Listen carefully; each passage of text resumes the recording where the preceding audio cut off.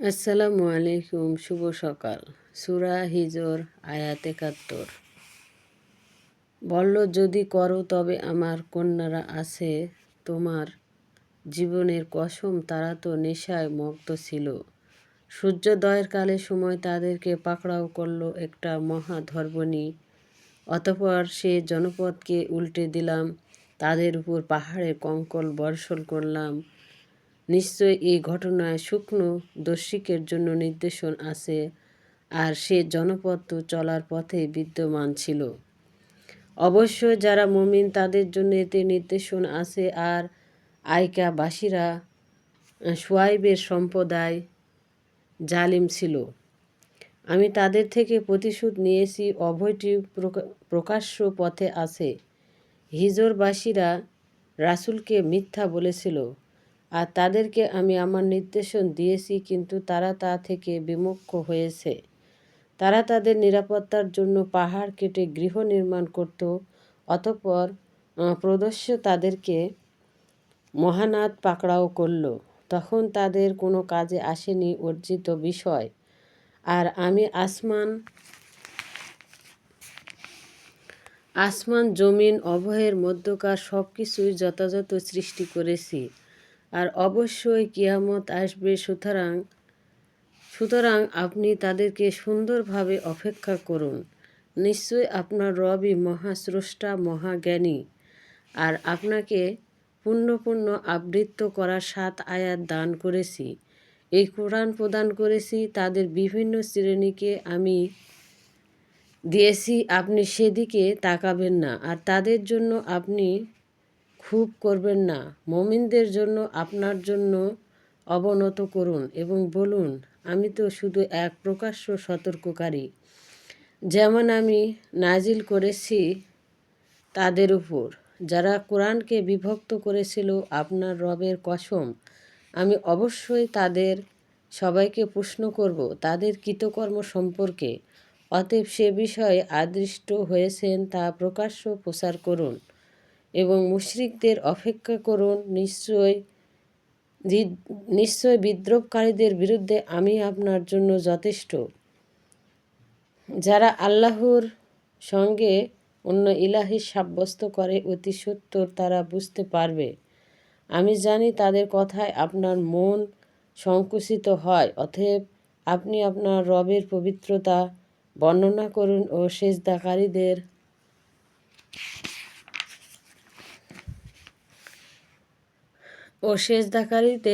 অন্তর্ভুক্ত হন।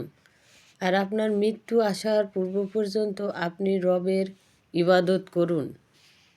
আল্লাহর আদেশ আসল, তাতে তোমরা তাড়াহুড়া করো না। তিনি পবিত্র, তারা যে শিরক করে তা থেকে ঊর্ধ্বে।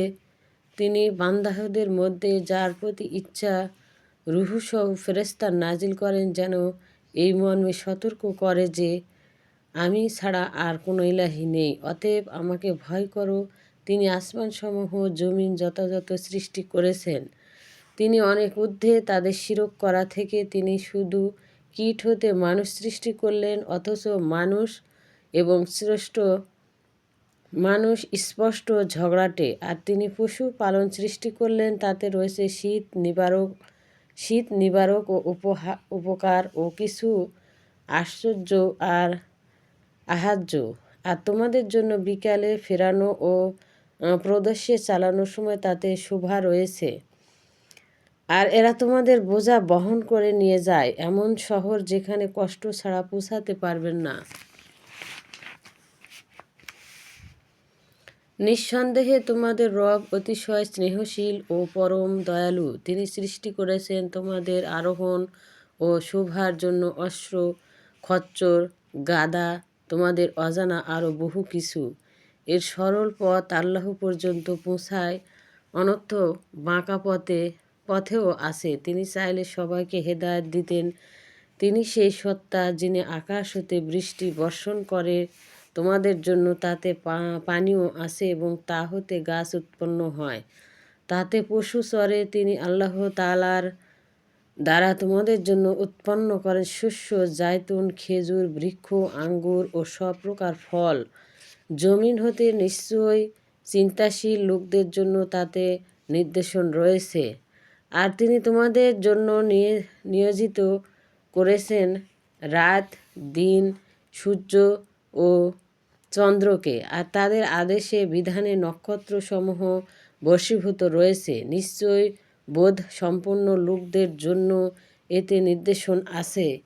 আর জমিনের বিভিন্ন রঙের বস্তু তোমাদের জন্য সৃষ্টি করলেন। নিঃসন্দেহে সেগুলোতে উপদেশ গ্রহীতার জন্য নির্দেশন রয়েছে। আর তিনি সমুদ্রকে তোমাদের অধীন করলেন যেন তা হতে তোমরা তাজা মাছ ভক্ষণ করো, তা হতে মণিমুক্তার গণনা উত্তোলন করা যা তোমরা পরিধান করে থাকো।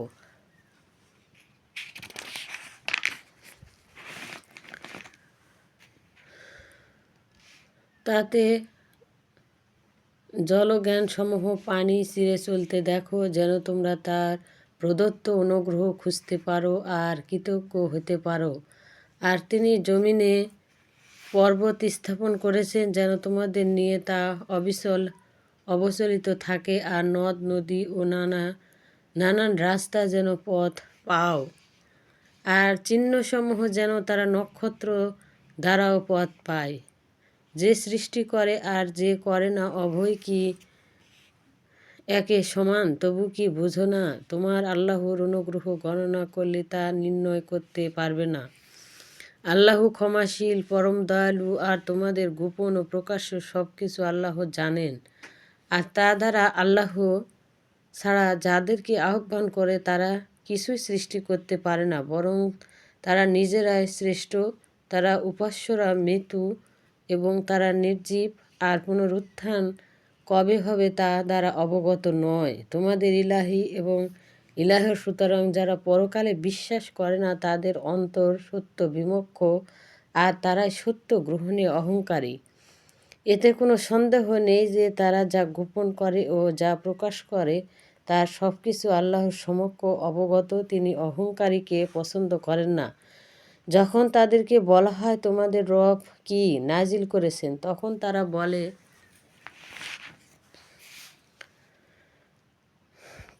পূর্ববর্তী লোকদের কিচ্ছা কাহিনী। ফলে শেষ বিচারের দিন তারা নিজেদের এবং যাদেরকে তারা নিজেদের অজ্ঞতা হেতু বিপদগামী করেছিল তাদের পূর্ণ পাপ বহন করবে। বহনকৃত কতই না নিকৃষ্ট, অবশ্যই তাদের পূর্ববর্তী লোকেরাও চক্রান্ত করেছে। আল্লাহ তাদের অট্টালিকার ভিত্তিমূলে আঘাত হেনেছেন, ফলে ঊর্ধ্ব হতে ছাদে ধ্বংস তাদের মাথার উপর পড়েছে। তাদের ছাদ মাথার উপর পড়েছে, আর তাদের ধারণার বাহিরে আযাব এসেছে।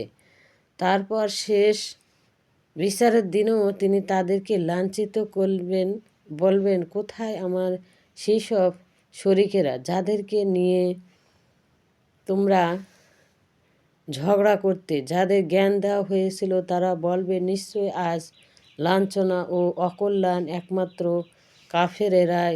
ফেরেশতারা যাদের মৃত্যু দেয় তাদের নিজেদের প্রতি জুলুম করা অবস্থায়। তখন তারা স্বীকৃতি দিবে যে আমরা তো কোনো দোষ করিনি। হ্যাঁ, নিশ্চয়ই আল্লাহ সমক্ষ অবগত তোমাদের কৃতকর্ম সম্পর্কে।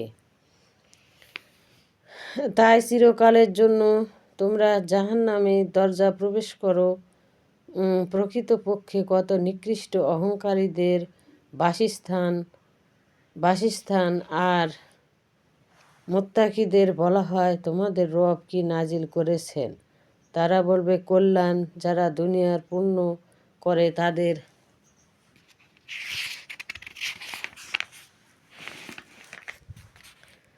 তাদের জন্য রয়েছে মঙ্গল এবং পরকালের আবাস আরও উত্তম। আর মুত্তাকিদের আবাস কত উৎকৃষ্ট, চিরস্থায়ী জান্নাত যাতে তোমরা প্রবেশ করবে, তার পাশ দিয়ে ঝর্ণাধারা প্রবাহিত, তথায় যা প্রার্থনা করবে তা তারা পাবে। এভাবে আল্লাহ মুত্তাকিদের পুরস্কার প্রদান করে থাকেন। ফেরেশতারা যাদের মৃত্যু ঘটায় পবিত্র অবস্থায়, তারা তাদের বলবে, তোমাদের প্রতি শান্তি, তোমাদের কৃতকর্মের জন্য তোমরা বেহেশতে প্রবেশ করো। তারা কি কাফেররা প্রতীক্ষায় আছে যে তাদের কাছে ফেরেশতা আগমন করবে বা আপনার রবের আদেশ আসবে এরূপ করেছে। তাদের পূর্ববর্তীরা আল্লাহ তাআলা তাদের প্রতি কোনো জুলুম করেনি, বরং নিজেরাই নিজেদের প্রতি জুলুম করত। সবাইকে আসসালামু আলাইকুম। ভিডিওটি ভালো লাগলে অবশ্যই লাইক সাবস্ক্রাইব করবেন। শুভ সকাল।